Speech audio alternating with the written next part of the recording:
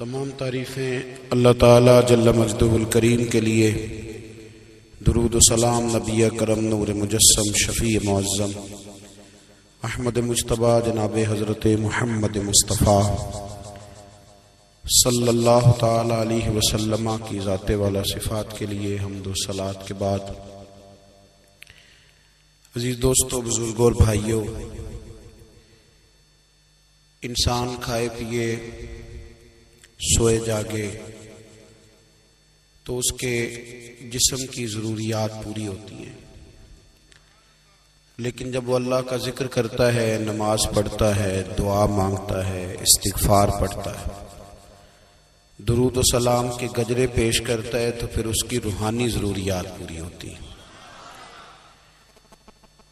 آج جس زمانے میں ہم وقت گزار رہے ہیں، لوگوں کی جسمانی ضروریات پوری کرنے کے لیے، غذائی ضروریات پوری کرنے کے لیے بہت سارے بندوبست کیے جا رہے ہیں،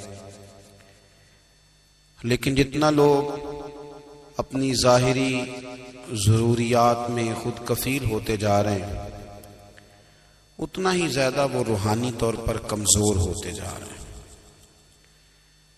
گھنٹوں بیٹھ کر گپ شپ کرنے والے لوگوں کے لیے تھوڑی دیر بھی ذکر الہی کرنا مشکل ہو جاتا ہے۔ لمبی چوڑی باتیں کرنے والے، لمبے چوڑے دلائل دینے والے لوگ اور سمجھدار لوگ اور سیانے لوگ عبادت کے معاملے میں سستی کرتے ہیں، عمل کے مسئلے میں کمزور ہو جاتے ہیں۔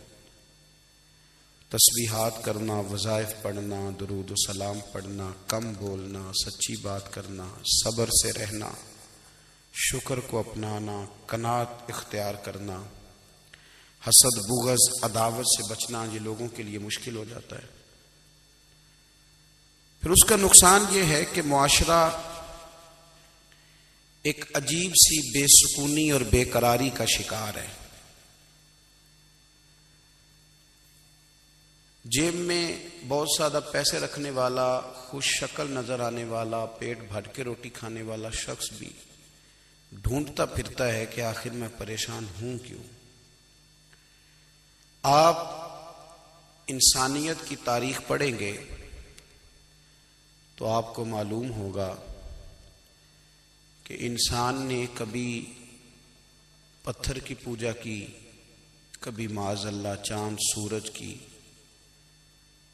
درختوں کی، بتوں کی پوجا کی۔ معاذ اللہ یہ غلط ڈائریکشن پہ تو چڑھ گیا، لیکن ایسا نہیں ہے کہ کوئی بندہ دنیا میں آیا ہو اور کسی کی اس نے عبادت نہ کی ہو۔ اس لیے کہ اللہ تبارک و تعالیٰ نے جس طرح ہمارے جسم میں کھانے کی طلب رکھی ہے، پینے کی طلب رکھی ہے، سونے کی طلب رکھی ہے، اسی طرح اللہ تعالیٰ نے عبادت کے لیے طلب رکھی ہے جسم میں۔ یہ تو ہوا کہ انسان گمراہ ہو گیا، غلط رستوں پہ چل نکلا، اس نے جھوٹے معبودوں کی طرف معاذ اللہ توجہ کر لی، لیکن وہ کسی نہ کسی کے سامنے جھکتا رہا، چونکہ اس کے وجود میں طلب تھی، شوق تھا اسے کہ وہ عبادت کرے۔ اللہ تبارک و تعالی جب مسلمان کو توفیق دے اور اللہ کی بارگاہ کی جانب وہ رجوع کرے، تو پھر اس کا رویہ یہ ہونا چاہیے کہ اس کی توجہ ہو اللہ کی جانب۔ ہمارے ہاں تسبیحات پڑھ لی جاتی ہیں اگر کبھی موقع ملے، لیکن وہ خاص انہماک، وہ خاص شوق، وہ خاص ذوق اللہ تبارک و تعالیٰ کی عبادت کا، ایک ہوتا ہے نماز پڑھنا، ایک ہوتا ہے اہتمام کے ساتھ نماز پڑھنا، یعنی ذرا وقت پہ اٹھنا، ذرا صحیح کر کے وضو کرنا، ذرا شوق سے مصلی بچھانا۔ ایک ہوتا ہے تسبیح پڑھ لینا، اور ایک ہوتا ہے ذرا تھوڑا سا نا شوق کے ساتھ اللہ کو یاد کرنا۔ آپ کبھی جو میں نے آیہ کریمہ پڑھی، اس کی آپ شان نزول دیکھیں۔ نبی کریم صلی اللہ تعالی علیہ وسلم کے نا کچھ صحابہ اللہ کی محبت کے شوق میں حضور کی بارگاہ میں حاضر ہوئے، اور انہوں نے آ کے عرض پتہ کیا کیا؟ عرض کرنے لگے یا رسول اللہ صلی اللہ تعالی علیہ وسلم سالوں بیت گئے ہیں سجدے کرتے ہوئے، حضور سالوں بیت گئے ہیں تسبیح پڑھتے ہوئے، سالوں بیت گئے کہتے ہوئے کہ سبحان اللہ وہ پاک ہے، ہمیں سالوں بیت گئے یہ کہتے ہوئے کہ اللہ اکبر وہی سب سے بڑا ہے، سالوں بیت گئے کہتے ہوئے کہ الحمدللہ ساری تعریفیں اللہ کے لیے، سالوں بیت گئے اس کی تسبیح کرتے، تحلیل کرتے، تکبیر کہتے۔ حضور اب نہ ہمارا اپنے رب سے ملنے کو جی چاہتا ہے، کبھی اے حقیقت منتظر نظر آ نہ لباس مجاز میں، لاکھوں سجدے تڑپ رہے ہیں میری جبین نیاز میں۔ اور اقبال کہنے لگے کہ تیرے عشق کی انتہا چاہتا ہوں، تو میری سادگی دیکھ کیا چاہتا ہوں، میرا ذرا سا تو دل ہے مگر شوق اتنا، میں وہی لن ترانی سنا چاہتا ہوں۔ میرا بھی دل کرتا ہے کہ اللہ میں تجھے کہوں میں تجھے دیکھنا چاہتا ہوں، جس طرح حضرت موسیٰ کلیم علیہ السلام نے کہا تھا، اور تو مجھے کہے کہ لن ترانی تو نہیں دیکھ سکتا، ذرا سا تو دل ہے مگر شوق اتنا، میں بھی وہی لن ترانی سنا چاہتا ہوں۔ پھر کہنے لگے بھری بزم میں راز کی بات کہہ دی، بڑا بے ادب ہوں سزا چاہتا ہوں۔ دیکھو سب لوگوں کے بیچ ہی میں نے یہ کہہ دیا۔ میرے عزیز صحابہ نا شوق میں، کتنے سارے لوگ ہیں آپ، کتنی ماشاءاللہ بڑی تعداد میں آپ آئے، ہم بھی کبھی اس شوق میں گئے ہیں کہ ہمارے رب کو دیکھنے کو دل چاہتا ہے، ہمارا جی چاہے وہ کبھی ہمیں ملے، ہم کبھی اس کی زیارت کریں، اس کی بارگاہ کرم میں ہم حاضر ہوں۔ صحابہ نے عرض کیا یا رسول اللہ صلی اللہ تعالی وسلم ہمارا رب کہاں ہے؟ ہمارا نا اپنے رب کو دیکھنے کو جی چاہتا ہے۔ جب صحابہ نے یہ عرض کیا تو اللہ نے قرآن مجید نازل کیا، فرمایا وَإِذَا سَأَلَكَ عِبَادِي أَنِّي فَإِنِّي قَرِيبٌ، محبوب جب میرے بندے آپ کی بارگاہ میں آ کے میرے بارے میں پوچھے نا تو ان سے کہہ دینا میں ان کے قریب ہی ہوں، قریب ہی ہوں۔ دلیل کیا ہے؟ آئی اذا دان، یہ جب بھی مجھ سے دعا مانگیں گے میں ان کی دعاؤں کو قبول فرماؤں گا، میں ان کے قریب ہوں، میں ان کے قریب ہوں، یہ جب بھی دعا مانگیں گے نا میں قبول کروں گا، میں ان کے قریب ہوں۔ اللہ تبارک و تعالیٰ کے بندے اللہ سے محبت کرتے، رب کی بارگاہ میں جھکتے، اس کو اپنے دکھ سناتے، اس کے پیارے محبوب صلی اللہ تعالی علیہ وسلم کا وسیلہ لے کے اس کے حضور حاضر ہو جاتے، پیشانیاں سجدوں سے روشن ہوتی۔ ہم نا ہر چیز کے لیے وقت نکالتے ہیں، ہر چیز کے لیے، لیکن عبادت کے لیے وقت نہیں نکالتے۔ ہر شے آباد ہے، ہر شے، ہماری فیس بک بھی آباد ہے، واٹس ایپ بھی آباد ہے، ہمارے ٹویٹر بھی آباد ہیں، ہماری ہر چیز آباد ہے، سب سے کم آباد ہمارا مصلی رہ گیا ہے، سب سے کم۔ وہ لوگ اب ڈھونڈنے سے ملتے ہیں جن کی بغل میں مصلی ہوتا تھا۔ میرے بھائی آپ کتنا کو دنیا کے پیچھے بھاگو گے تھکا دے گی، کتنا دولت کے پیچھے بھاگو گے تھکا دے گی۔ آپ جب اپنی زندگی میں جمع تفریق کرو گے نا تو مرتے وقت احساس ہوگا کہ سارا کچھ تو لوگوں کے لیے کیا، اپنے لیے تو کر ہی کچھ نہیں سکے۔ اور ہم عبادت کے معاملے میں بہانے بازی بھی کرتے ہیں، ہم کہتے ہیں اوہو رزق کمانا بھی تو عبادت ہی ہے نا، تو میں حلال روزی کے لیے جا رہا ہوں یہ بھی تو عبادت ہے نا۔ میری طرح کے لوگ کہہ دیتے ہیں کہ میں سویرے اٹھ کے مدرسے میں کچھ اسباق دیکھتا ہوں تو یہ بھی تو عبادت ہے، میں بیان کرنے کے لیے مطالعہ کرتا ہوں تو یہ بھی تو عبادت ہے نا، اتنے لمبے سفر کر کے ملک میں دنیا میں گھومتا ہوں تو یہ بھی تو میں عبادت ہی کر رہا ہوں۔ اب اسپیشل نفلوں کے لیے وقت کس طرح نکلے، اسپیشل کر کے تسبیح میں کیسے چلاؤں، میں سارا کچھ ہم بہانے بنا لیتے ہیں نا۔ میرا سوال یہ ہے کہ یہ ساری باتیں صحابہ کو، نبی کریم کو، دیگر لوگوں کو بھی تو پتہ تھی نا، لیکن آپ غور تو کریں 23 سال حضور کو وقت ملا، مختصر وقت ظاہراً تبلیغ کرنے کے لیے، پوری دنیا میں دین بھی پھیلانا ہے۔ گھر میں 11 ازواج ہے، 4 بیٹیاں ہیں، ان کی اولادیں، سارے کام کاج بھی دیکھنے ہیں، لیکن سیدہ طیبہ طاہرہ حضرت عائشہ صدیقہ رضی اللہ تعالیٰ عنہ فرماتی ہیں سارا دن تبلیغ کرتے، ہر غلام کے دکھ سنتے، گھر میں آتے تو اپنے گھر والوں کا خیال کرتے، کام میں ہمارا ہاتھ بٹاتے. قربان جاؤں، کہتی ہیں زمانہ سارا سو جاتا لیکن آمنہ کے لال مصلی بچھا لیتے. دنیا سو گئی، ساری سب سو گئے، جو خدام تھے، وہ جو غلام تھے، وہ سو گئے. صحیح مسلم میں لفظ ملیں گے، سیدہ پاک فرماتی ہیں او میرے نبی کے غلاموں، میں نے یہ رنگ بھی دیکھا ہے کہ حضور نے اتنا کھڑے رہے، اتنا قیام کیا، اتنا قیام کیا کہ مقدس پیروں میں ورم آ گئے، سوج گئے پیر. اتنے بڑے دل پہ ہاتھ رکھ کے نہیں بتا سکتا کہ میرے کبھی نماز میں پیر سوج گئے، کوئی نہیں بتا سکتا. بچوں کی روٹی کماتے تھک گئے، بات الگ ہے. ہم سیر کرنے گئے تو تھک گئے، بات الگ ہے. لیکن عبادت میں یہ بھی تو مسلم شریف ہے نا، یہ بھی تو دین ہے نا، یہ بھی تو حضور کی سنت ہے، یہ بھی تو وہ چیز ہے جو کریم کی آنکھوں کی ٹھنڈک ہے. سیدہ فرماتی ہیں پیروں میں ورم آ گئے، اور ساری رات ہی حضور نے نماز پڑھی اور ایک ہی آیت بار بار دہرائی. مسجد نبوی میں بلال حبشی نے فجر کی اذان دے دی اور حضور ابھی مصلی پہ تھے. کریم فارغ ہوئے، میں نے عرض کی یا رسول اللہ صلی اللہ علیہ وسلم، آپ کے تو صدقے اللہ اگلے پچھلوں کے گناہ معاف کرے گا، تو آپ اتنی آہوزاری کیوں فرماتے ہیں؟ آپ تو شفیع ہیں، آپ تو انبیاء کے امام ہیں. تو حضور نے فرمایا عائشہ تم نے گنوایا ہے نا میرے اللہ کی مجھ پر کتنی رحمت ہے. افلا اکون عبدا شکورا، فرمایا اگر اس نے اتنی نعمتیں دی ہیں تو کیا میں اس کا شکر گزار بندہ نہ بنوں؟ میں شکر گزار بندہ نہ بنوں اس کا؟ پھر اگر اتنی نعمتیں اس نے دی ہیں، مجھے اتنا نوازا ہے، تو پھر میں اس کے سامنے سجدے نہ کروں؟ او میرے بھائی، بڑے قابل فخر لوگ ہیں ہم کہ ہم نبی پاک کے غلام ہیں. ہم قابل فخر ہیں کہ نبی کریم کے غلام ہیں. کیا کبھی اس غلامی کے شکرانے میں بھی 2 نفل پڑھے کہ یا اللہ تیرا شکر ہے تو نے ہمیں حضور کا غلام بنایا ہے؟ یاد رکھیں کہ اپنی روحانی زندگی کو آباد کریں، استغفار پڑھیں، تسبیحات کریں.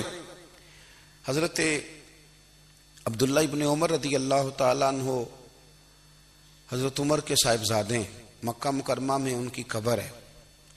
میں نے جب انہیں پڑھا تو مجھے ان سے بڑا پیار ہو گیا. لیکن آپ کو پتہ ہے وہاں جا کے کسی شخص کا مزار تلاش کرنا یا پوچھنا ایک مشکل کام ہوتا ہے. تو ایک دفعہ میں مکہ شریف میں حاضر تھا تو ایک گاڑی والا ڈرائیور مجھے کہنے لگا کہ مولانا میں آپ کو جانتا ہوں، مجھے آپ سے محبت ہے، ایک بات بتاؤں آپ کو؟ میں نے کہا بتاؤ. کہنے لگے حضرت عبداللہ ابن عمر کی قبر دیکھنی ہے. میں نے کہا یہ تو نہیں کہہ رہا، یہ کسی نے بندوبست کرایا ہے، یہ اللہ نے تیرے دل میں بات ڈالی ہے، یہ ہو گیا تو لے چل مجھے. حضرت عبداللہ ابن عمر کو نبی پاک نے فرمایا تھا راجل صالح، یہ نیک بندہ ہے، یہ متقی آدمی. حضرت عبداللہ ابن عمر رضی اللہ تعالیٰ عنہ سیدنا فاروق اعظم رضی اللہ تعالیٰ عنہ کے صاحبزادے ہیں، اور ان کی ہمشیرہ سیدہ حفصہ رضی اللہ تعالیٰ عنہ حضور کی زوجہ محترمہ. ایک دن اپنی ہمشیرہ سے کہنے لگے کہ نبی کریم صلی اللہ تعالیٰ علیہ وسلم گھر میں آئے نا، اور اگر حضور غم امت میں پریشان نہ ہوں، طبیعت کو حشاش بشاش دیکھو، تو ذرا پوچھنا تو صحیح حضور کا میرے بارے میں کیا خیال ہے، پوچھنا تو صحیح کہ کریم کی بارگاہ میں میرا کیا مقام ہے، میرے بارے میں حضور کیا فرماتے ہیں. اب بہن کو کام بتائے اور بتائے بھی بھائی، اور پھر بہن وہ کام نہ کرے، یہ تاریخ میں ہوتا نہیں. حضرت عمر فاروق رضی اللہ تعالیٰ عنہ کی صاحبزادی ام المومنین رضی اللہ تعالیٰ عنہ فرماتی ہیں کہ میں تو بس منتظر تھی. انہوں نے تو کہا تھا نا کہ اگر تم حشاش بشاش دیکھو تو بات کرنا، لیکن حضور تشریف لائے، میری باری تھی، میرے گھر تشریف لائے، کھانا پیش کیا تو فوراً میں نے عرض کی حضور ایک بات پوچھنی تھی. تو حضور نے فرمایا پوچھئے. میں نے عرض کی حضور میرے بھائی عبداللہ ابن عمر کے بارے میں آپ کا کیا خیال ہے؟ نوجوانوں میری بات پہ غور کرنا، میرے بھائی کے بارے میں آپ کا کیا خیال ہے؟ تو نبی کریم صلی اللہ تعالی علیہ وآلہ وسلم نے میری طرف دیکھا اور پھر حضور زیر لب تھوڑا مسکرائے. اور بریلی کے امام کہتے ہیں کہ حضور مسکرا دیتے تھے نا تو جو بڑا دکھی ہوتا تھا وہ بھی ہنس پڑتا تھا. اب سوال پیدا ہوتا تھا کہ پھر تو اس مسکراہٹ کے لیے انتظار کرنا پڑتا ہوگا کئی کئی مہینے کہ حضور مسکرائیں تو رونے والے ہنسیں، تو اعلیٰ حضرت فرماتے نہیں، انتظار نہیں کرنا پڑتا، یہ مسکراتے رہنا تو حضور کی عادت ہے۔ جس کی تسکین سے روتے ہوئے ہنس پڑے اس تبسم کی عادت پہ لاکھوں سلام۔ یعنی یہ تو عادت ہے حضور کی مسکراتے رہنا، اس کے لیے انتظار نہیں کرنا پڑتا۔ بھائیو آپ خیال رکھیں گے، غور کریں گے، حضرت عبداللہ ابن عمر رضی اللہ تعالیٰ عنہ کے بارے میں پوچھا تو سیدہ فرماتی ہیں کہ نبی کریم صلی اللہ تعالی علیہ وسلم نہ زیر لب مسکرائے اور فرمایا حفصہ تیرا بھائی ہے تو اچھا، لیکن میں نے سنا ہے کہ عشاء کی نماز پڑھتا ہے تو فجر تک سویا ہی رہتا ہے۔ او نوجوانوں، 10 بجے تک سونے کی بات نہیں ہوئی، 9 بجے تک سونے کی بات نہیں ہوئی، 11 بجے اٹھنے کی بات نہیں۔ حضور فرمانے لگے میں نے سنا ہے کہ عشاء کی نماز پڑھ کے سو جاتا ہے اور فجر تک سویا ہی رہتا ہے، اسے چاہیے کہ تہجد کے وقت اٹھا کرے، اللہ کی بارگاہ میں حاضر ہوا کرے، آہوزاری کرے، سجدے کرے، عبادت کرے، اٹھتا ہے اور فجر میں جا کے اٹھتا ہے۔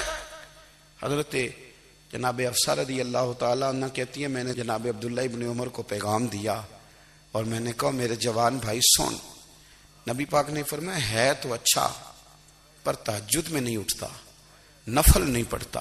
او میری ملت کے جوانوں، مزہ نہیں آ جاتا جب ساری دنیا سوئی ہو، ساری دنیا، اور بستر بھی گرم ہو اور نیند بھی پورا غلبہ کر رہی ہو، اور اچانک گھنٹی بجے دماغ میں، آنکھ کھلے، گھڑی پہ نظر پڑے، 3:30 4 بجے کا پیغام گھڑی بتائے، اور کوئی چڑھتی جوانی والا اٹھ کے وضو کرے، اور جب وہ مصلی کھول کے بچھائے تو مدینے والے محبوب کہتے ہیں کہ ہر نماز پہ رب ثواب دیتا ہے، اور جو اٹھ کے تہجد کی نماز پڑھے اسے دیکھ کے تو رب مسکراتا ہے، جو اس کی شان کے لائق ہے، جو اس کی شان کے لائق، وہ مسکراتا ہے، خوش ہوتا ہے کہ میرا بندہ تہجد میں اٹھ گیا، وہ مسکراتا ہے۔ کاش ہماری صبحیں کبھی اپنے مالک کے نام ہو جائیں، کاش کے صبح۔ حضرت ابو الحسن رحمت اللہ تعالی علیہ حضرت معاذ ابن جبل رضی اللہ تعالیٰ عنہ کے پاس بیٹھا کرتے تھے، فرماتے ہیں ان سے جو پیار بڑھا تو پھر میرا مصلی سے بھی بڑھ گیا۔ تابعی ہیں، فرماتے ہیں صحابی رسول سے محبت ہوئی تو ذکر سے بھی ہو گئی، پھر درود شریف سے بھی ہو گئی، محبت ان سے بڑھی تو پھر اللہ نے مسجد کا پیار بھی بڑھا دیا۔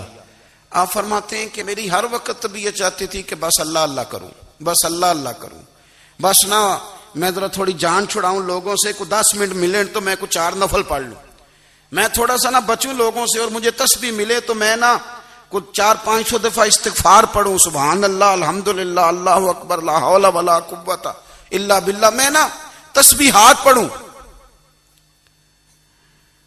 فرماتے ہیں کہ بچے تھے گھر میں 6-7، غربت تھی، کام ملتا کوئی نہیں تھا، اور میں کام چور نہیں تھا، کام ڈھونڈتا تھا، پر اللہ کی قدرت کے کام نہیں ملتا تھا۔ فرماتے ہیں کہ میں نے ایک دن اپنی اہلیہ سے کہا کہ آج میں پھر جاتا ہوں کام ڈھونڈنے، تو میری بیوی بڑی فرما بردار تھی، پر اس دن نہ غربت کے ہاتھوں تنگ آ کے کہنے لگی آج نانا کوئی تو چیز لے کے آیا، تو مجھ سے بچوں کی بھوک نہیں دیکھی جاتی، یہ سب روگاں دا روگ محمد جس دا نام غریبی، کنڈ بلا کے لنگ جاندے نہیں دوست یار قریبی، آج نہ کچھ لے کے آیا تو میں بچے لے کے میکے چلی جاؤں گی۔ شیخ فرماتے ہیں کہ میں بڑا پریشان گھر سے نکلا، پر میں نے صبح سے لے کے زور تک کام ڈھونڈا، کام ملا کوئی نہیں، تو میرے دل میں خیال آیا چلو کام نہیں ملتا تو اللہ اللہ تو کرے نا، چلو بندوں کی مزدوری نہیں ملتی تو رب کریم کی عبادت ہی کرتے ہیں۔ فرماتے ہیں کہ میں نے نا فرات کے پانی سے وضو کیا، نہر کے، شدید دھوپ تھی، ساتھ ریت تھی اور ریت تپ رہی تھی، میں نے اپنا رومال وہیں مصلی کے طور پر بچھا لیا، اور فرماتے ہیں کہ زور سے لے کر عصر تک نماز پڑھی، دھوپ بھی پورے زور پہ، پر میرے سجدے کا ذوق بھی پورے زور پہ۔ فرماتے ہیں سورج بھی چمک رہا ہے اور رب کی عبادت کا ذوق بھی پورے زور پہ، میں سجدہ کروں تو پھر میرا اٹھانے کو جی نہ چاہے، میرے استاد لکھا کرتے تھے، یہ ان کا شعر ہے، وہ کہا کرتے تھے مجھے سوز دے، مجھے ساز دے، اور مجھے نیم شب کا نیاز دے، دم سجدہ خود کو میں توڑ دوں، مجھے ایسا ذوق نماز دے۔ اور میں تیری بہار کا پھول ہوں، میں کھلا بھی ہوں تو تیرے لیے، مجھے میری شاخ سے توڑ لے، مجھے اپنی زلف کا ناز دے۔ بھائی فرماتے ہیں کہ عصر تک میں نے نفل پڑھے، دل ڈھلنے لگا، عصر کی نماز پڑھی اور میں وہاں سے چلا۔ اب میں جب نکلنے لگا تو دل میں خیال آیا کہ چھوٹی چھوٹی دیواریں ہیں گھر کی، بغیر کچھ لیے جاؤں گا تو بیوی دور سے دیکھے گی تو شور کرے گی کہ پھر خالی ہاتھ آ گیا ہے۔ کہتے میں نے اپنے اسی رومال میں جس پہ میں نے نماز پڑھی تھی نا، رومال میں کی آخی دے پنجابی صافہ کہتے ہیں، اسی میں نا میں نے کچھ ریت بھر لی کہ وہ دور سے دیکھے گی تو سمجھے گی کچھ لے کے آیا ہے، چلو جا کے اسے بتا دوں گا کہ آج پھر مزدوری نہیں ملی۔ کہتے ہیں وہ ریت لے کر جب میں گھر میں گیا تو پہلے بیوی دروازے پہ کھڑی ہوتی تھی، پوچھتی تھی خالی ہاتھ آ گئے ہو؟ آج میں نے دیکھا تو ہے ہی کوئی نہیں۔ فرماتے ہیں میں اندر داخل ہوا، سلام لیے، کونے میں میں نے وہ رومال رکھ دیا اور میں نے آواز دی کہ بھلی مانس کہاں ہو؟ تو وہ کہنے لگی آپ منہ ہاتھ دھو لیں، میں روٹی لے کے آئی۔ میں نے کہا روٹی کہاں سے آ گئی؟ یہاں تو کئی دنوں کے فاقے، تو کئی دنوں کی غربت ہے، یہاں تو اس گھر میں تو فقیری ہے۔ فرماتے ہیں کہ وہ روٹی لے کے آئی اور اس وقت کی جو موجودہ نعمتیں تھیں، سمجھ لیں سلاد، اچار، ہر چیز ساتھ لائی۔ میں نے کہا کہ بچے کہاں گئے؟ کہنے لگی وہ کھانا کھا کے کھیلنے گئے، آپ کھانا کھا لیں آ جاتے۔ کھانا اس نے چن دیا۔ میں نے حیرت انگیز لہجے میں ساری نعمتیں اپنے دسترخوان پہ دیکھ کر کے بیوی سے پوچھا یہ کہاں سے آیا کھانا؟ بچوں کو تو نے کہاں سے کھانا کھلایا؟ یہ سارا کچھ کیسا ہے؟ تو کہنے لگی پتہ نہیں آج آپ کس کریم کی مزدوری کرنے چلے گئے تھے، پتہ نہیں کس کریم کی، میرے گھر میں تو اتنی نعمتیں آئی ہیں کہ مجھ سے سنبھالی نہیں جا رہی، اتنا اناج ہے، اتنا گندم ہے، کس کریم کے دروازے آج چلے گئے تھے؟ یہ کہتے کہتے وہ اٹھی اور اٹھ کر کے کہنے لگی پہلے بڑا کچھ آیا تھا، اب کیا لے آئے ہو؟ اور جا کر کے نا اس نے وہ ریت والا رومال کھولا، کہنے لگے میں تو لے کے آیا تھا ریت، تو میرے رب نے اسے بھی سونے اور ہیرے بنا دیا تھا۔ جب آپ کی توجہ اللہ کی جانب، میرے نبی پاک صلی اللہ تعالی علیہ وسلم نے فرمایا ہر چیز اپنے رب سے مانگ، ہر چیز مانگ، ہر چیز مانگ۔ یا رسول اللہ کیا کچھ؟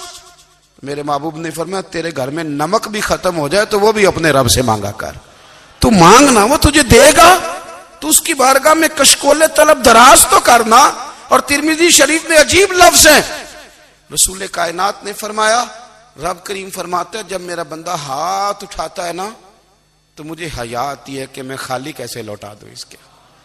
اتنے بڑے بادشاہ کی بارگاہ میں، او بھائی لوگوں سے عزتیں تلاش کرتے ہو تو وہ کیا تمہیں عزت دیں گے؟ وہ تو کل اچھا کہتے ہیں پرسوں برا کہنے لگ جاتے ہیں۔ لوگوں کے سامنے گڈ بک میں آنا چاہو گے تو وہ تو سویرے تمہارے بارے میں کچھ کہیں گے، شام کچھ اور کہیں گے۔ اپنی روحانی زندگی آباد کریں، اپنے مسلح کو وقت دیں، اور دنیا سے چھپ کر اس موبائل کو بند کر کے اور اپنے آپ سے بھی چھپ کے اور تنہا ہو کے چھپا کے سارا کچھ اپنے آنسو اپنے رب کی بارگاہ میں پیش کریں، اس کے حضور حاضری دیں۔ سنو نا ترمذی کی حدیث، اور اسے یاد رکھنا، نبی پاک علیہ السلام نے فرمایا اپنے دکھ لوگوں کے سامنے نہ بیان کرنا، سیٹھوں نوابوں کو نہ بتاتے پھرنا، دنیا داروں کے سامنے جا کے نہ رونا کہ میں تکلیف میں ہوں۔ فرمایا اگر دنیا داروں کو دکھ بتاؤ گے رب تمہیں کبھی غنی نہیں کرے گا، اور لوگ ہیں کہ الٹا مذاق اڑائیں گے۔ آپ کی جس سے بڑی پکی یاری ہے نا، پکی، وہ تب تک پکی ہے جب تک آپ نے 50,000 مانگا نہیں، اور جس وقت آپ نے کہہ دیا کہ میں مجبور ہوں میری مدد کر تو پھر ختم ہو گئی دوستی۔ لوگوں کے تعلقات آپ کے ساتھ تب تک ہیں جب تک آپ ان سے کوئی ضرورت وابستہ نہیں کرتے۔ کریم محبوب فرمانے لگے بندوں کے سامنے دکھ نہ بیان کرنا، اللہ تجھے کبھی غنی نہیں کرے گا۔ تو اپنے دکھ اپنے رب کو بتا، تو دعائیں مانگ، تو اس کی بارگاہ میں حاضر ہو، تو اس کے حضور عرض کر۔ فرمایا اپنے دکھ اپنے رب کو بتا، وہ جلدی کرے یا دیر سے کرے تجھے ساری دنیا سے بے نیاز کر دے گا، تجھے کسی کا محتاج نہیں رہنے دے گا۔ اپنے مسلح کو، اپنی دعاؤں کو. ایک بزرگ فرماتے ہیں میں نے دعا مانگنے کا طریقہ اپنی بیوی سے سیکھا. دعا مانگنے کا طریقہ اپنی، سیکھنے والے تو اپنے بچوں سے بھی سیکھ لیتے ہیں، سیکھنے والے تو ہر ایک سے سیکھتے ہیں. وہ کہتے ہیں میں نے دعا مانگنے کا سلیقہ اپنی بیوی سے سیکھا ہے. حضرت وہ کس طرح؟ فرمانے لگے میری بیوی نے نا مجھے کوئی کام بتایا، کچھ پیسوں کی ضرورت کے لیے کہا، تو میں نے اسے کہا کہ بھئی ابھی میرے پاس نہیں ہے، کچھ دنوں میں آتے ہیں تو میں دے دوں گا. عورتوں کی عادت ہوتی ہے وہ بار بار یاد کراتی ہیں. 2-4 دنوں کے بعد پھر اس نے کہا حضرت وہ میں نے کہا تھا کچھ پیسے، میں نے اسے کہا کہ ابھی میرے پاس نہیں ہے، کچھ دنوں میں ملتے ہیں تو میں تمہیں دے دوں گا. اس نے کچھ دنوں کے بعد پھر کہا حضور وہ میں نے کچھ پیسے کہے تھے. فرماتے میں نے ڈانٹ دیا، میں نے کہا کہ کیا تو روز مجھے شرمندہ کرتی ہے، کہا نا میرے پاس نہیں ہے، ہوں گے تو دے دوں گا، تو روز یاد کراتی ہے. فرماتے ہیں اس نے پہلے تو میری ڈانٹ کو سہا، پھر میرے سخت جملوں نے اس کی آنکھوں میں آنسو پیدا کر دیے، پھر اس نے اپنے آنچل میں اپنے اس دکھ کو سمیٹا، اور پھر اس نے ایک جملہ کہا تو میں رو پڑا اور مجھے اپنے رب سے مانگنے کا طریقہ آ گیا. مجھے کہنے لگی حضرت جی آپ نے ڈانٹ دیا میں نے سہ لیا، پر آپ ہی میرے شوہر ہیں، بتائیں نا آپ سے نہ کہوں تو میں کس سے جا کے کہوں. فرماتے ہیں میں رو پڑا اور میں کھل کے رویا اور میں تڑپ کے رویا اور پھر میری سسکیاں بند گئیں. تو مجھے کہنے لگی آپ کو کیا ہوا؟ میں نے کہا مجھے بھی دعا مانگنی آ گئی ہے. جب میں اسے کہوں گا نا اللہ تو ہی میرا رب ہے، میں تجھ سے نہ کہوں تو میں کس سے جا کے کہوں؟ میں کیوں کسی بندے سے سوال کروں؟ میں کیوں کسی دنیا دار سے کہوں؟ میں تیرے بندوں کا، نیک بندوں کا وسیلہ لے کے، تیرے محبوب کی غلامی لے کے تیری بارگاہ میں آیا، تجھ سے نہ مانگوں تو کس سے مانگوں؟ سمجھ آ گئی ہے. جب میں اس رنگ میں مانگوں گا تو پھر رب میرے اوپر بڑا ہی فضل فرمائے گا، وہ میرے اوپر بڑی رحمت کرے گا، وہ میرے لیے آسانیاں کرے. عزیز دوستو ہم اس طرح کرنے لگ گئے ہیں کہ ہم نے نا اپنے تعلقات پر اعتماد کرنا شروع کر دیا ہے. میرے تعلقات بہت ہیں. ہم نے اپنی دولت پر اعتماد کرنا شروع کر دیا ہے، میرے پاس دولت بہت ہے. ہم نے اپنے علم پر، اپنی شہرت پر اعتماد کرنا شروع کر دیا ہے کہ میرے پاس فلاں چیز بہت ہے. یاد رکھنا جب بے نیاز اپنی صفت بے نیازی دکھاتا ہے تو بڑی بڑی دولتوں والے مجبور نظر آتے ہیں. بھائیو جب انسان کا رشتہ اپنے مالک کے ساتھ ہوتا ہے پھر تو غم بھی کچھ نہیں کہتے، پریشانیاں بھی کچھ نہیں کہتی، پھر تو زندگی صبر والی، پھر تو زندگی توکل والی، پھر تو زندگی بھروسے والی. پھر انسان اپنے آپ کو رسوا نہیں کرتا، دنیا داروں سے امیدیں اس کی ختم ہو جاتی، امیدیں اللہ رسول سے لگا لیتا ہے، مضبوط ہو جاتا ہے، مضبوط طاقتور ہو جاتا ہے، خوددار ہو جاتا ہے، باوقار باعزت ہو جاتا ہے. حضرت بہلول دانا رحمت اللہ علیہ بیٹھے تھے تو ہارون رشید حج کر کے آ رہا تھا، تو رستے میں حضرت شیخ سے ملاقات ہو گئی تو السلام علیکم کے بعد کہنے لگا حضور کوئی حکم ہو تو بتائیے گا. تو حضرت بہلول دانا فرمانے لگے تیرا رب کون ہے؟ اس نے کہا اللہ. تو فرمایا میرا کون ہے؟ کہا اللہ. فرمانے لگے تو بڑا ہی بیوقوف ہے، کیا تو یہ سمجھتا ہے کہ رب ہارون رشید کو تو دے گا اور بہلول دانا کو بھول جائے گا؟ تیرا بھی وہی رب ہے، میرا بھی وہی رب ہے. اس نے اگر تجھے دے کے آزمایا ہے تو ہو سکتا ہے مجھے نہ دے کے آزما رہا ہو. جب اس کی حکمت کے تقاضے ہوں گے تو عطا کرے گا اور دے گا. تو جا اپنا کام کر. بھائی اپنی روحانی زندگی، اپنی عبادات، اپنے وظائف، اپنے روزمرہ کے معاملات، اپنی دعائیں، اپنا استغفار. دیکھو کوئی مشکل کام تو نہیں، 2 رکوع ہیں سورہ واقعہ کے اگر رات کو پڑھ لی جائے تو. میں کس طرح یہ بات بیان کروں کہ تعویذ بانٹنا آسان ہے اور وظیفہ بتانا مشکل ہے. سارا دن تعویذ بانٹیں تو لوگ لینے کو تیار ہیں، اور اگر آپ وظیفہ بتائیں تو کہتے ہیں تو مشکل کام ہے. او خدا کے بندے، اگر آپ کا تعلق قرآن پاک کے ساتھ مضبوط ہو، قرآن پاک کے ساتھ اگر آپ کا رشتہ ہو، لوگ سفارشیں ڈھونڈتے ہیں نا دنیا میں کوئی تعلق مل جائے تو میرا کام ہو جائے. دنیا میں اتنا مشکل معاملہ ہے، آخرت میں مجھے بتائیے گا کتنا مشکل معاملہ ہوگا. میرے نبی پاک صلی اللہ تعالی علیہ وسلم نے فرمایا جو لوگ سورہ ملک پڑھا کرتے تھے نا، سورہ ملک، یہ سورت ملک قیامت میں ان کی سفارش کرے گی. اور اس طرح کرے گی کہ کہے گی اے اللہ یہاں اس بندے کو جنت میں داخل کر دے یا مجھے قرآن پاک سے علیحدہ کر دے. تو رب فرمائے گا جا اس کا دامن تھام کے اسے جنت تک پہنچایا. آپ بات کو سمجھیں. جب آپ کے تعلقات اپنے معاملات کے ساتھ مضبوط ہوں گے, یہ نبی کریم نے وعدہ کیا ہے کہ تو سورت واقعہ پڑھ تیرے گھر میں فاقہ نہیں آئے گا. حضرت عبداللہ ابن مسعود رضی اللہ تعالیٰ عنہ بیمار تھے تو حضرت عثمان غنی رضی اللہ تعالیٰ عنہ تیمارداری کے لیے تشریف لے گئے اور جا کر کے کہا کہ آپ بڑے بیمار ہیں, آپ کی بیٹیاں زیادہ ہیں, میں چاہتا ہوں کہ خزانے میں سے کچھ مدد کروں. تو سیدنا عبداللہ ابن مسعود رضی اللہ تعالیٰ عنہ اٹھ کے بیٹھ گئے اور کہنے لگے امیر المومنین اللہ آپ کو میری طرف سے میری بیٹیوں کی طرف سے بہتر صلہ دے. میری بیٹیوں کو کسی خزانے کی ضرورت نہیں, میں نے انہیں خزانہ دے دیا ہے. کہا جناب آپ نے کون سا خزانہ دیا ہے, میں آپ کے مالی معاملات کو جانتا ہوں. تو فرمانے لگی امیر المومنین میرے نبی کریم نے فرمایا ہے جو سورت واقعہ پڑھے اسے کبھی فاقہ نہیں آتا. میں نے بیٹیوں کو یاد کرا دی ہے, یہ خزانہ میں نے انہیں دے دیا ہے. وہ سارے والدین سنیں جو بیٹیوں کے لیے پریشان رہتے ہیں. حضرت عبداللہ ابن مسعود نصیحت کر رہے ہیں, فرمانے لگے میں نے سورت واقعہ یاد بھی کرا دی ہے, پڑھنے کی عادت بھی ڈال دی ہے. حضور نے فرمایا ہے جو سورت واقعہ پڑھے اسے فاقہ نہیں آتا. کہنے لگے چاند تو اپنی جگہ چھوڑ سکتا ہے, سورج گر سکتا ہے, تارے ٹوٹ سکتے ہیں, پر مدینے والے رسول کی بات غلط نہیں ہو سکتی. حضور نے فرمایا فاقہ نہیں آئے گا تو انشاءاللہ کبھی بھی نہیں آئے گا. کرنے کا کام یہ ہے کہ ہم اپنے معاملات, اپنی عبادات, اپنی دعائیں کبھی 10 منٹ عادت ہو جائے نا دعا مانگنے کی علیحدہ سے رات کو. حضور نے فرمایا جو فرض نماز کے بعد دعا مانگے اللہ اس کی قبول کر لیتا ہے. نبی پاک صلی اللہ تعالی علیہ وسلم نے فرمایا اللہ مسافر کی دعا قبول فرماتا ہے. حضور نے فرمایا اللہ مظلوم کی دعا قبول فرماتا ہے. حضور نے فرمایا بیمار سے دعا کراؤ اللہ اس کی دعا قبول فرماتا ہے.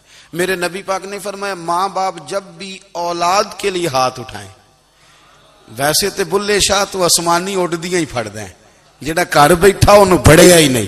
حضور فرمانے لگے ماں باپ جب بھی اولاد کے لیے دعا فرمائیں اللہ ان کی دعا کو قبول کرتا ہے. آپ اپنا تعلق بنائیں دعا کے ساتھ, عبادت کے ساتھ, مصلی کے ساتھ رشتہ بنائیں, استغفار پڑھیں. صلاح الدین ایوبی صلیبی جنگوں میں تھے, رات کو مسجد اقصی میں نماز پڑھی تو پریشان تھے. ایک بزرگ سے ملاقات ہوئی تو وہ کہنے لگے کہ آپ بڑے پریشان ہیں. کہنے لگے حضور پریشان اس لیے ہوں کہ پہلے ہی مسلمان کمزور ہے, اب میں نے سنا ہے دشمن کا ایک بحری بیڑا وہ جنگی سامان سے بھرا ہوا آ رہا ہے, تو اب ان کے پاس اور تلواریں اور نیزے آ جائیں گے, مسلمانوں کے پاس پہلے ہی وسائل کی کمی ہے, پریشان ہوں کس طرح کر کے مقابلہ کریں گے. یہ بات کہتے ہی صلاح الدین ایوبی نے بزرگوں سے کہا حضور آپ بھی دعا کرنا, دعا کی بڑی طاقت ہے. میرے نبی پاک نے فرمایا دعا مومن کا ہتھیار ہے, دعا مومن کا, دعا مومن کا. حضور نے فرمایا تقدیر کو سوائے دعا کے کوئی چیز نہیں بدل سکتی. دعا مومن کا ہتھیار ہے, یہ کافر کے پاس کوئی نہیں, یہ ہتھیار ہے مومن کا. اللہ کرے آپ کو سمجھ آئے, پھر سنیں کئی بار کہہ چکا ہوں, یہ ہتھیار ہے. کافر کے مقابلے میں جو تیرے پاس سب سے بڑا ہتھیار ہے وہ دعا ہے. دعائیں کرانی چھوڑ دی, کرنی چھوڑ دی, لینی چھوڑ دی. حضرت سیدنا انس بن مالک رضی اللہ تعالیٰ عنہ فرمایا کرتے تھے میں نے وہ رنگ دیکھا ہے جب حضور دعا مانگتے تھے اور حضور کی مقدس آنکھوں میں آنسو بھی ساتھ ہی بہا کرتے تھے, میں نے وہ انداز دیکھا. تو صلاح الدین ایوبی بزرگ سے کہنے لگے آپ بھی دعا کیجیے, اور خود رونے لگے اور سر سجدے میں رکھ کے رونے لگے, اور عشاء سے لے کر فجر تک روئے, خوب روئے. صبح وہ بزرگ آئے تو صلاح الدین ایوبی کا خوبصورت اور ہنستا ہوا چہرہ دیکھا. کہنے لگے آپ بڑے خوش ہیں, رات تو میں نے بڑے روتے ہوئے دیکھا تھا. تو کہنے لگے حضور وہ جو بحری بیڑا آ رہا تھا نا وہ پانی میں ڈوب گیا ہے, اب وہ نہیں آ رہا, ابھی خبر آئی ہے تو میں بڑا خوش ہوں.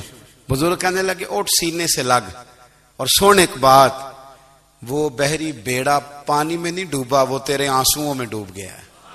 وہ جو تو رات رویا ہے نا رب کریم کی بارگاہ میں تو وہ ڈوب گیا ہے. بھائی اپنا مصلی کا، عبادت کا، وظائف کا، اللہ اللہ کا سلسلہ اس کو مضبوط کریں، اپنی دعاؤں کے تعلق کو مضبوط کریں۔ دعائیں بڑے انقلاب برپا کر دیتی ہیں۔ ہم تھوڑے تھوڑے نا جب سے خشک ہوئے ہیں نا، خشک، اور میری تو جماعت ہی صوفیاء کی جماعت تھی، ہم تو داتا علی اجمیری کی جماعت سے، ہم تو خواجہ اجمیری کی جماعت سے، ہم تو شیخ احمد فاروق سرہندی کی جماعت سے، ہم تو صوفیاء کی جماعت۔ ہماری جماعت نے بھی وہ تعلق جو ہمارے بزرگوں نے بنایا تھا۔ بزرگ اللہ کے قریب کیسے جاتا ہے؟ ہمارے یہاں نا بہت سارے لوگ کہتے ہیں جی نظر ہو گئی تو کام ہو گیا۔ بھائی جو بخاری مسلم میں طریقہ ہے نا اللہ کا قرب پانے کا، وہ تو نفل ہے۔ نبی کریم علیہ الصلوۃ والسلام نے فرمایا بندہ نفلوں کے ذریعے رب کے قریب جاتا ہے، اور اتنا قریب جاتا ہے کہ پھر اللہ اس کی زبان بن جاتا ہے، اللہ اس کی آنکھیں بن جاتا ہے، کان بن جاتا ہے، ہاتھ اور پیر بن جاتا ہے۔ تو یہ تو عبادت ہے، یہ تو اللہ کی بارگاہ کی حاضری ہے جو آپ کو اللہ کے قریب کرے گی۔ تو اپنے نماز کو اہمیت دے کے ادا کریں، نمازیں موبائل بند کر کے ادا کریں۔ لیکن نا کچھ لوگ کہتے ہیں مجھے ٹائم نہیں ملتا نماز کا، تو میں کہتا ہوں یہ آپ نے بڑی جرت کی بات کی ہے۔ مجھے کو میرا پیر بھائی کہہ دینا میرے پاس ٹائم نہیں آپ کو ملنے کا، تو میں کہتا ہوں آج کے بعد آنا ہی نہ۔ تو کیا سمجھتا ہے تو بہت بڑا آدمی ہے، تیرے پاس ٹائم نہیں ہے اور ہمیں ملنے کا ٹائم، موج کر۔ تو آپ نے اللہ رسول کو کہہ دیا ٹائم نہیں۔ اور عجیب فلسفہ ہے نا، کہا جائے نماز پڑھنے آؤ تو کہتے ہیں کپڑے ٹھیک نہیں، اور کہا جائے کہ آؤ ذرا دعوت پہ چلیں تو کہتے ہیں 1 منٹ ٹھہر میں کپڑے بدل کے آیا۔ نماز کے لیے کہا تو کہتا ٹھیک نہیں، دعوت کے لیے کہا تو کہتا میں ذرا تیاری کر لوں، یوں جانا مناسب نہیں۔ یہ معاملہ ٹھیک نہیں۔ رب تو فرماتا ہے کہ جب تم مسجد میں آ تو زینت اختیار کر کے آ، خوب ذوق سے دعا مانگیں، خوب شوق سے نماز پڑھیں، خوب استغفار کا مزاج بنائیں۔ آپ لوگوں کے بیچ رہ کے سوکھ حاصل کرنا چاہتے ہیں، لیکن آپ کو پتہ ہے کئی مہینے غار حرا میں رہنا بھی مدینے والے محبوب کا طریقہ ہے۔ ہر سال اعتکاف بیٹھنا الگ سے، یہ بھی حضور کا طریقہ ہے۔ مسجد نبوی کے اندر دروازہ کھلتا تھا نبی کریم کا، پر گھر کے اندر نفل پڑے نبی پاک، اور حضور فرماتے ہیں کچھ نفل نماز گھر میں بھی پڑھا کرو، گھر کو قبرستان نہ بناؤ۔ ہمارا گھر اللہ کے ذکر سے آباد ہوگا۔ اگر ہم نماز پڑھیں گے نا، میں جب سنت پڑھنے کے لیے گھر میں کھڑا ہوتا ہوں تو میرا جو 2.5-3 سال کا بیٹا ہے نا، وہ بھی میرے ساتھ نماز پڑھنی شروع کر دے۔ اسے پتہ کوئی نہیں نماز کیا ہوتی ہے، لیکن وہ بھی نا سجدہ نہ بھی کرنا ہے تو ساتھ لیٹ ضرور جاتا ہے۔ پتہ چلا بچے لیکچر دینے سے نماز نہیں پڑھتے، نماز شروع کر دیں تو بچے بھی شروع کر دیتے ہیں۔ ہم جب پریشان ہوتے ہیں تو لیکچر دیتے ہیں، تو لیکچر تو باہر شاید چل جائے، گھر میں کیسے چلے گا؟ گھر میں تو عمل چلے گا۔ تو میرے عزیز، آج کے اس روحانی اجتماع میں ہمارے دوستوں نے جو محنت کی، ہم نے بار بار اپنی نیت سے پوچھا خدا ہمیں معاف کرے اگر کوئی ذاتی شہرت ہے، کوئی ہمارے ذاتی مفادات ہیں، رب ہمیں ہدایت دے۔ ہماری یہ خواہش تھی کہ روحانی اجتماع ہمیں تھوڑا سا اللہ اور اس کے رسول کے جانب مائل کرے، کچھ ہمارا رشتہ مصلی کے ساتھ مضبوط کرے۔